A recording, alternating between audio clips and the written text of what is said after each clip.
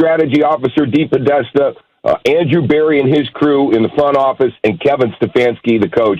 The players are buying in to what they're doing. And I heard you guys talking about trusting Baker Mayfield. Baker Mayfield's made the plays he's had to get to be 7-3. I know he's not Pat Mahomes, and I know there is a style point kind of thing to this that, the Browns don't win like a lot of the other NFL teams do. But if you've seen the weather here the last 3 weeks, they did what they had to do to win. So Cleveland's happy when the Browns are 7-3. Well, that's what I continue to keep telling the guys, Tony, is you win however you win, no matter what the case is. I think a lot of our concern, though, is when you become one-dimensional and there is no Chubb or there is no Hunt to rely on, and now you got to rely on Baker Mayfield getting the ball to guys like Landry. What happens at that point? How do the Browns feel at a confident level about making a strong playoff run out there? They're a confident team, and I'll tell you, Stefanski's just been a godsend here.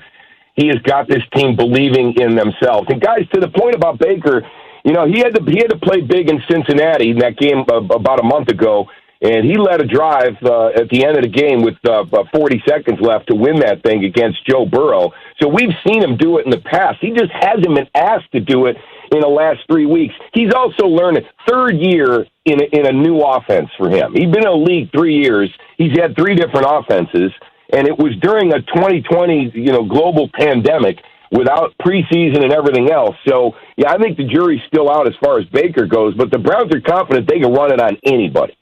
All right, so Tony, talk to me here. Is Baker Mayfield the long-term answer? We don't know yet, and I know that the Browns are going to take the rest of this year to figure that out. We do expect them to pick up his 5th-year option next year, but as far as getting a big old contract like Patrick Mahomes or Deshaun, we're going to have to wait and see on that. They want to give him this entire season. I know at times he has made mistakes, but the last thing the Browns want to do is go back to the well looking for fishing for a franchise quarterback. Well, it's interesting about that, Tony, because they didn't have that reservation, obviously, about Myles Garrett. Where are they at with Denzel Ward in a long-term situation? Well, they like Denzel Ward a lot, but unfortunately, he's had problems staying on the field.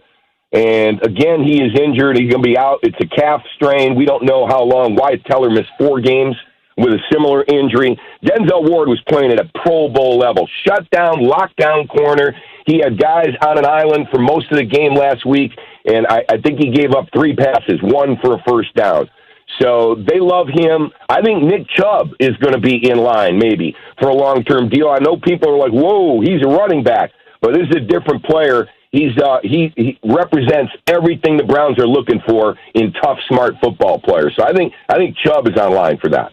Tony Rizzo is joining us on the Shell Pennzoil Performance Line. Pennzoil synthetic motor oils are made from natural gas, gives you unbeatable engine protection. The proof's in the Pennzoil based on Sequence 4A wear test using SAE 5W30. If you're just tuning in, Tony is a host on our affiliate in Cleveland, The Really Big Show, alongside Aaron Goldhammer, weekdays from 9 to 1. I want to switch gears. You mentioned Paul Dee Podesta aligned at the top in the front office. Paul Dee Podesta, for those that don't know, not only has he done a good job with the Cleveland Browns, he was also, fellas, Paul Dee Podesta, baseball front office guy with Cleveland, the New York Mets. He's been around baseball and football. He's got that money ball. He's bringing that aspect to the Browns. The reason I ask you that, Paul, is because I want to ask you an Indians question, and that is, what is the chatter around Francisco Lindor? I think this is one of the biggest stories of the baseball hot stove. Can they keep him? Will they keep him? What's the pulse of Cleveland there? One of the biggest stars in baseball. Well, we are resigned to the fact that the Indians are going to trade Frankie. The Indians lost $100 million last year, as did a lot of teams in baseball. The Dolan family, great people. They put a great product on the field. But financially, they don't have the same resources as the Dodgers and the Mets and the Yankees. So they're looking for a partner right now. There may be a scenario where they don't get what they like, and he plays here and then walks. But he's got 1 year left on a deal, and the Indians right now are burning up the phones trying to find a deal for him. The big-name players in baseball haven't really produced. Those big contracts haven't produced a lot of championships. But we love Frankie, and Cleveland's going to hate to see him go, but we feel like it's inevitable. Yep. Tony, I got asked a question the other day, and I think it's important that our viewers get a chance to hear what your taste is. It may be a cultural thing, but I'm going to throw it out there. Are you a sweet potato guy or are you a pumpkin pie kind of guy? Sweet potato pie or pumpkin pie? Serious question. Yes. Which one? Yes. You had to choose one. Yes. Which one? I'll go sweet potato pie because of the holiday, but pumpkin's good. I think I'm burned out on pumpkin, man. I got to put whipped cream on it and ice cream and everything else. I've eaten so much pumpkin. I like sweet potato. What kind of spices are you using? Is it sweet potato? Like, Key, you know, this kind of stuff I like when you talk sweet. about Key. Okay. Yeah. Oh, well, I like sweet. Sweet potato pie. Don't bring a pumpkin pie to my crib, though. Yeah, I'm not. Not sorry, whipped cream. Disrespectful. No, I don't. I don't like. Key, are you cooking?